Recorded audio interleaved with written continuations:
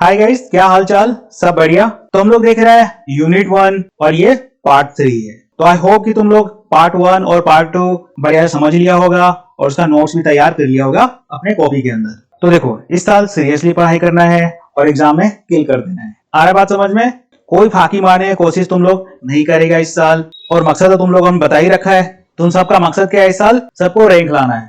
इस चैनल पे जितना भी पढ़ाई कर रहा है सबका सब रैंक लेके आएगा। दूसरा, गवर्नमेंट का स्कूटी नहीं छोड़ना है, जरूर लेके आना है। और तीसरा, अपने रिजल्ट को इतना अच्छा करना है कि पेरेंट्स को प्राउड कर देना है, उनको खुश कर देना है इस साल। तो ये है तुम लोगों का इस साल का मकसद, भूलना नहीं है इसको। तो चलो फिर अच्छा क्लास चालू करते हैं। तो पहले हम लोग देख रहे हैं फंक्शंस ऑफ मैनेजमेंट। ये जो मैनेजमेंट है इसका मेन फंक्शन क्या है? तो देखो, management performs several key functions to achieve organisational goals. These are known as the 5 main functions of management. तो पहला आता है प्लानिंग। अब ये क्या होता है? It means deciding in advance what to do, how to do, when to do and who is to do it. It helps in setting goals and choosing the best course of action. तो planning के अंदर हम लोग देखता है कि it means deciding in advance कि करना क्या है, कौन करेगा, कैसे करेगा, कब करेगा, ये सब सारा एडवांस में डिसाइड किया जाता है प्लानिंग के अंदर। और इससे होगा क्या? It helps in setting goals and choosing the best course of action. तो इससे ये होता है कि हम लोगों का जो भी ऑर्गेनाइजेशन का गोल है वो सेट हो जाता है कि हाँ, हम लोग इस डायरेक्शन में जाना है। नेक्स्ट आता है ऑर्गेनाइजिंग। ये क्या होता है? It means identifying and grouping activities, assigning duties and establishing authority relationships. तो यहाँ पे हम लोग जो भी एक्टिविटीज है अपने गोल्स को पूरा करने के लिए उसको आइडेंटिफाई करता है, ड्यूटीज असाइन करता है एंड ऑथोरिटी एस्टेब्लिश करता है कि कौन किसका ऑर्डर लेगा। तो ये सब सारा चीज हम लोग ऑर्गेनाइजिंग के अंदर देखता है। उसके बाद आता है स्टाफिंग। यहाँ पे क्या होता है? It refers to recruiting, selecting, training and developing the right people for the job. तो स्टाफिंग के अंदर हम लोग देखते हैं रिक्रूटिंग, किसका?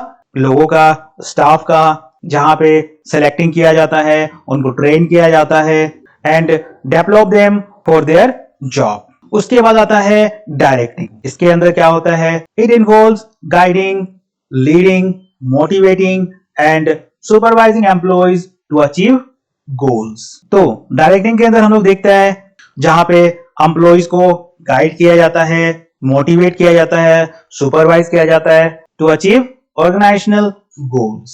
उसके बाद आता है controlling. It means comparing actual performance with plan goals and taking corrective actions if needed. तो कंट्रोलिंग के अंदर हम लोग देखते हैं कि जो भी अपना प्लान तय हुआ था क्या उसके हिसाब से चल रहा है अपना एक्चुअल परफॉर्मेंस। अगर चल रहा है तो अच्छा बात है, अगर करेक्शन का जरूरत है तो वहां पे हम लोग करेक्शन लेके आएगा। तो ये सब है क्या? फंक्शन किसका? मैनेजमेंट का। तो सबसे पहले आता है यहाँ पे प्लानिंग, जिसके अंदर हम लोग एडवांस में ही डिसाइड कर लेता है कि क्या करना है, किसको करना है, कैसे करना है, कब करना है। इससे क्या होता है? It helps in setting goals. उसके बाद आता है ऑर्गेनाइजिंग, जहां पे जो भी एक्टिविटीज है अपने गोल्स को पूरा करने के लिए वहां पे हम लोग उसको आइडेंटिफाई करता है कि किस तरीके से करना है, ड्यूटीज असाइन करता है और ऑथोरिटी एस्टैब्लिश करता है। मतलब कौन किसको ड्यूटी असाइन करेगा, कौन किसका ऑर्डर्स फॉलो करेगा। तो ये सब सारा चीज कहाँ होता है? ऑर्गेनाइजिंग के अंदर। इसके बाद आता है स्टाफिंग। इसके अंदर हम लोग एम्प्लॉइज हायर करता है, जहां पे हम लोग उनको ट्रेनिंग डेवलप करता है फॉर द जॉब। उसके बाद आता है डायरेक्टिंग, जहां पे एम्प्लॉइज को गाइड किया जाता है, मोटिवेट किया जाता है, सुपरवाइज किया जाता है, किस लिए? To achieve organisational goals. उसके बाद हम लोग देखता है कंट्रोलिंग, जहां पे जो भी हम लोगों का प्लान सेट किया हुआ था क्या उसके हिसाब से अपना परफॉर्मेंस हो रहा है। अगर हो रहा है तो बढ़िया है, अगर नहीं हो रहा है तो उसको कुछ करेक्शन करने का जरूरत है तो वो करेक्शन किया जाएगा। तो ये सब क्या है? फंक्शन किसका? मैनेजमेंट का। नेक्स्ट आता है कोऑर्डिनेशन। अब ये कोऑर्डिनेशन क्या है? Coordination is the process of integrating the activities of different departments and individuals to achieve common goal harmoniously. It ensures that all departments and people work together in sync and avoid conflicts. Features of coordination, integrates group efforts, ensures unity of action, continuous process, responsibility of all managers, essence of management, applies to all function. तो coordination क्या है? It is a process किस चीज का? Integrating the activities of different departments, अलग अलग department का activities को मिला के चलना आगे, and individuals to achieve common goal harmoniously. It also ensures that all departments and people work together in sync and avoid conflicts. इसका मेन फीचर क्या है? It integrates group efforts, ensures unity of action, and it is also a continuous process. और ये किसका responsibility है? It is the responsibility of all managers, and it is the essence of management because it applies to all functions. आगे देखते हैं हम लोग importance of coordination. तो पहला है growth in size. In large organization, coordination is needed to manage various people, management and locations. Next है functional differentiation. Different departments like production, marketing, finance must work together smoothly. Next है specialization. Specialists focus on their own area. Coordination ensures their efforts align with overall goals. Next है unity of direction.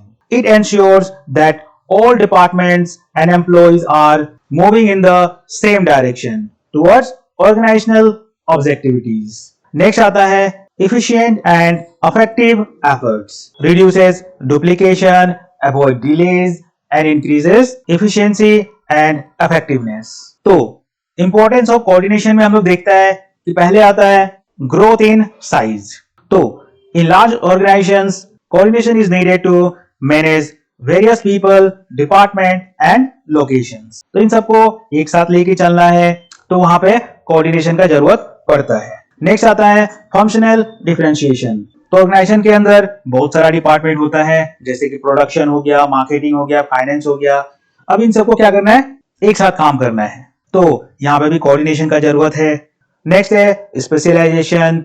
फिर आता है unity of direction और last efficient and effective efforts. इन सब चीजों में हम लोगों को कोऑर्डिनेशन जरूरत पड़ेगा. तो ये था अपना यूनिट 1 पार्ट 3.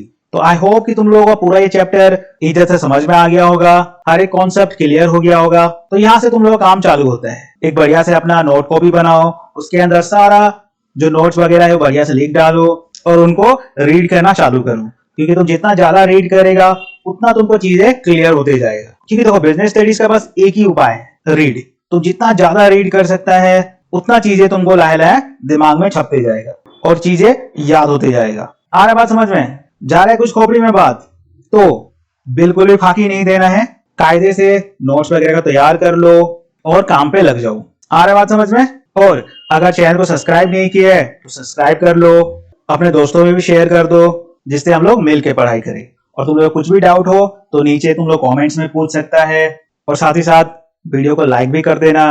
और अपना मकसद बिल्कुल नहीं भूलना है. सबको पता है इस साल का मकसद क्या है अपना. तो जितना हो सके बढ़िया रिजल्ट करना है इस साल. सबका टारगेट है 90+. उससे नीचे सोचना भी नहीं है और उसके लिए चाहिए मेहनत. तुमको टाइम देना पड़ेगा जितना हो सके. और इस साल के लिए हो सके तो सोशल मीडिया थोड़ा कम कर दो. हो सके तो जो एप्लीकेशन वगैरह है उनको उड़ा दो जिससे तुम्हारा फोकस बना रहे. तो इन सब बातों में ध्यान देना क्योंकि मकसद इस साल बड़ा है. तो उस हिसाब का तैयारी भी चाहिए. समझ रहा है? तो चलो अभी के लिए इतना ही रखता है. Bye bye.